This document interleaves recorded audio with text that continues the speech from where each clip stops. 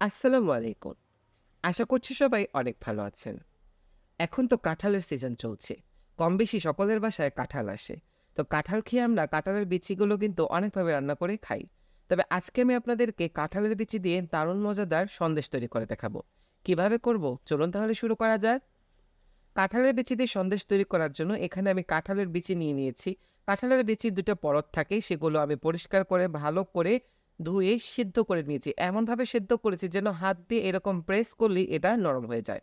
খুব ভালো করে এই কাঁঠালের বিচিগুলোকে কিন্তু সেদ্ধ করে নিতে হবে।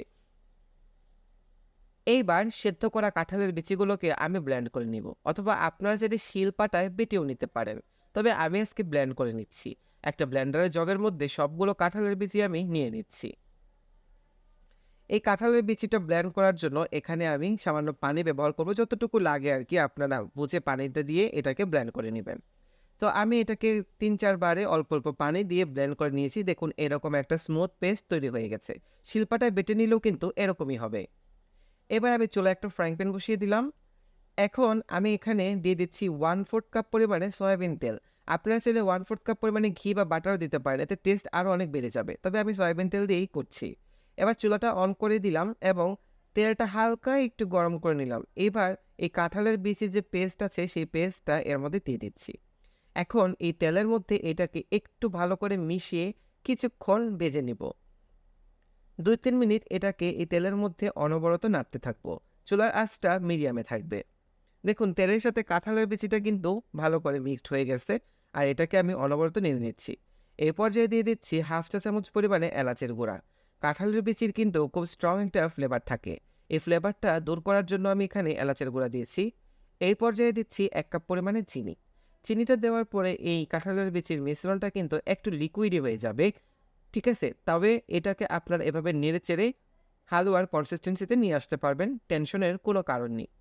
তো চিনির পানিটা ছেড়ে দিয়েছে। এইবার এখানে আমি এড করব, আমি যে কেক বানাই, কেকের মধ্যে যে মিল্ক ফ্লেভার ইউজ করি, সেই মিল্ক ফ্লেভার 1/2 চা চামচ। এই মিল্ক ফ্লেভার আর এলাচের গুঁড়াটা দেওয়ার ফলে এখানে কাঁঠালের বিচির আর কোনো গন্ধই অবশিষ্ট থাকবে না। তো খুব ভালো করে অনবরত এটাকে নেড়ে নিচ্ছি। এ পর্যায়ে আমি দিয়ে দিচ্ছি 3/4 কাপ পরিমাণে গুঁড়ো দুধ। আপনারা সেটা ১ কাপ পর্যন্তও দিতে পারেন। গুঁড়া দুধটা দিয়ে এটাকে ভালো করে মিক্সড করে নিচ্ছি। চুলার আঁচটা হচ্ছে লো মিডিয়ামে রেখে অনবরত আমি এইভাবে স্প্যাচুলা দিয়ে এটাকে নাড়তে থাকবো। দেখুন যখন এরকম প্যানের গা ছেড়ে আসবে, এরকম হালুয়ার মতো পারফেক্ট একটা কনসিস্টেন্সি চলে আসবে, ঠিক তখন বুঝতে হবে এটা হয়ে গেছে, আর নাড়তে হবে না। চুলাটা বন্ধ করে এটা নামিয়ে আমি একটু ঠান্ডা করে নিব। আমি এই সন্দেশগুলো করার জন্য এখানে কিছু সন্দেশের ছাঁচ নিয়ে নিয়েছি।